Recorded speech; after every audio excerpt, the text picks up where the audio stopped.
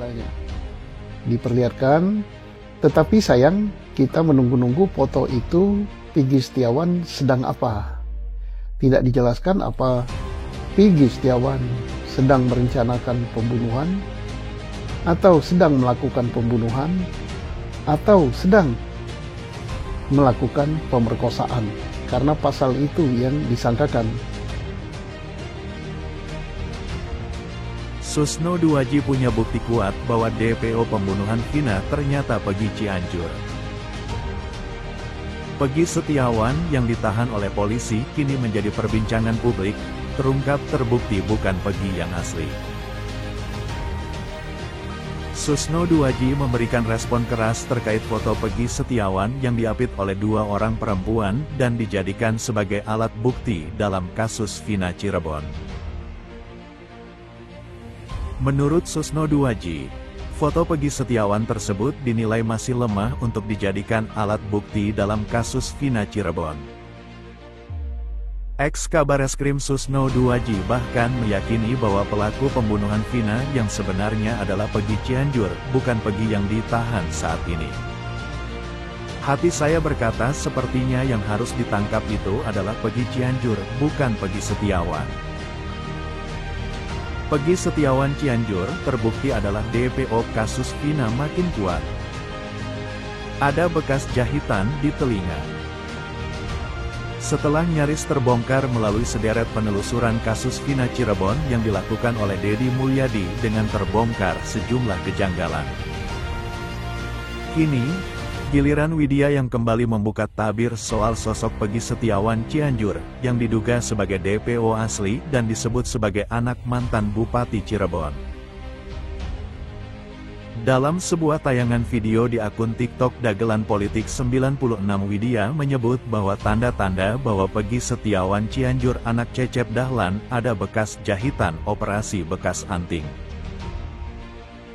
Coba dilihat di telinga Peggy anaknya Pak Cecep, ada bekas jahitan nggak? Jahitan bekas anting yang ada di telinganya Peggy, anaknya Cecep. Masuk akal nggak kira-kira? Itu ada bekas jahitannya loh Pak. Nah sekarang bilang kalau Peggy Setiawan itu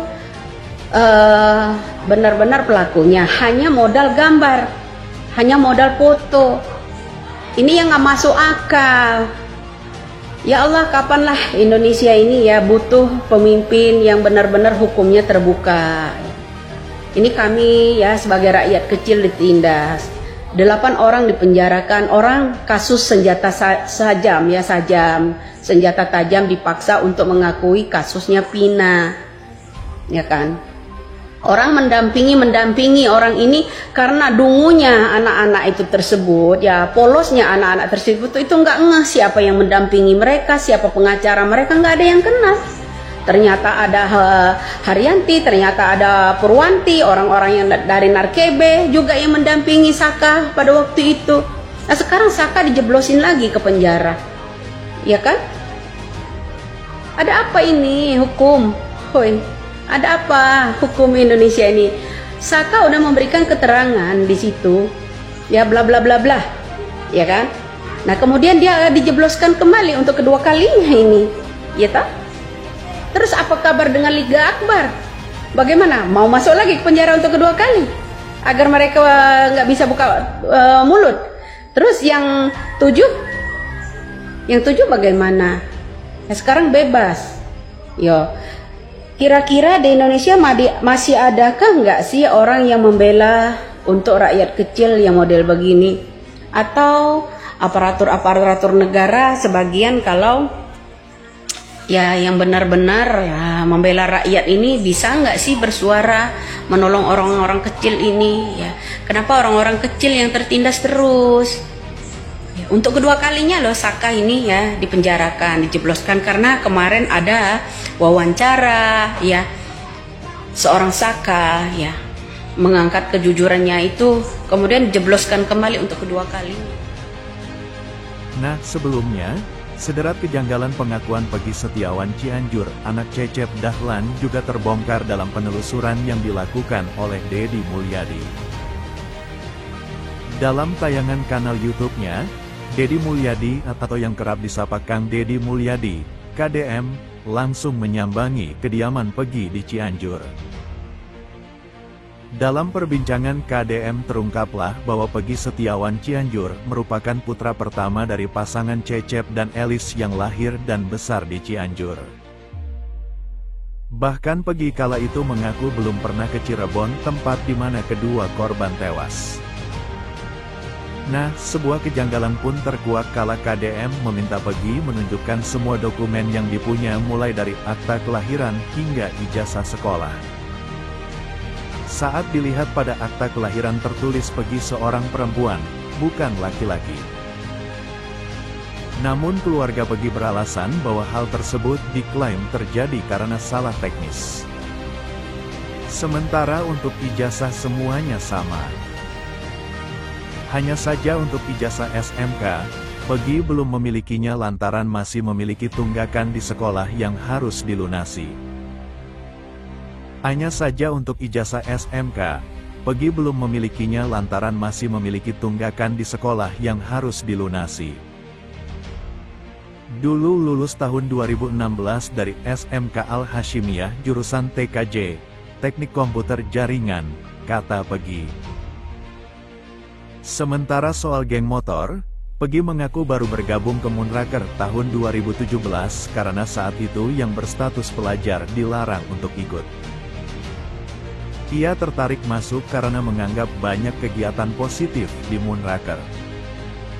Motor gak punya, karena banyak yang gak punya motor masuk jadi ikut bonceng sama teman.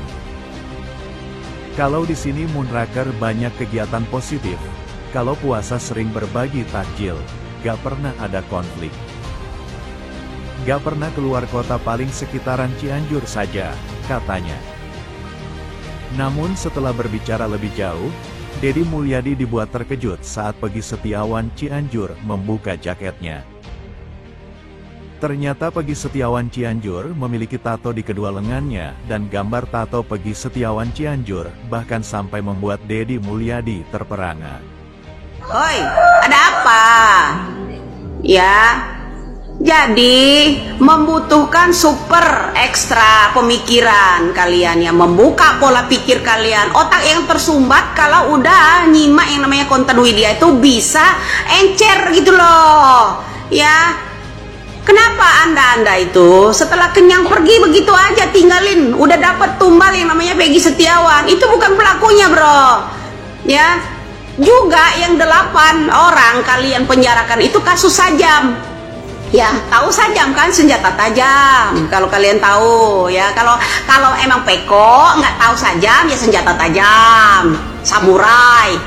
Kemudian digiringlah ke penjara. Mereka dipaksa di situ ya, dipaksa di situ mengakui bahwa mereka adalah pelaku Pina, kasus Pina. Nih ada apa hukum di Indonesia ini model begini bro ya? Kalian pikir milik kalian doang yang berhak itu ya hukum? Ya, kalau akan kena apa namanya anak-anak penjabat, mulai klarifikasi sana klarifikasi sini agar tidak terjerat hukum. Loh, ini malah mau periksa Widya ke polisi, malah adain sayembara yang ke polisi, ya kan? Nih, daripada kalian begitu adain sayembara buat cari pelaku yang namanya kasus Pina dan Eki. Kalau anda itu bersih untuk rakyat, ya. Di situ aja harus paham, rakyat Indonesia ini butuh kejelian, ya jangan butuh kedunguan, paham? Ya, ini baru saya bahas masalah ini. Apalagi kalau saya bahas orang yang sosok berpolitik saat ini baru nongol, ya jadi pahlawan kesiangan loh. Ya, sebut-sebut Widya. Kami sebagai kuasa hukumnya Peggy, kenapa mesti dilampirkan dan ditanyakan, diminta kepada KPK untuk mengawasi apa potensi-potensi yang mungkin terjadi pada peradilan ini?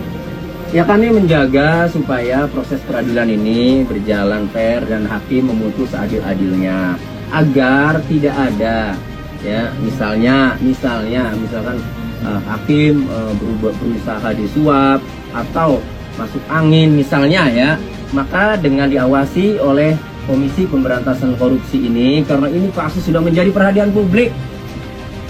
alasannya kenapa harus diawasi karena kami yakin Peggy Setiawan ini ya tidak terlibat dalam tindak pidana kasus diselidiki oleh penyidik untuk menetapkan tersangka Peggy Setiawan ini minim gitu loh.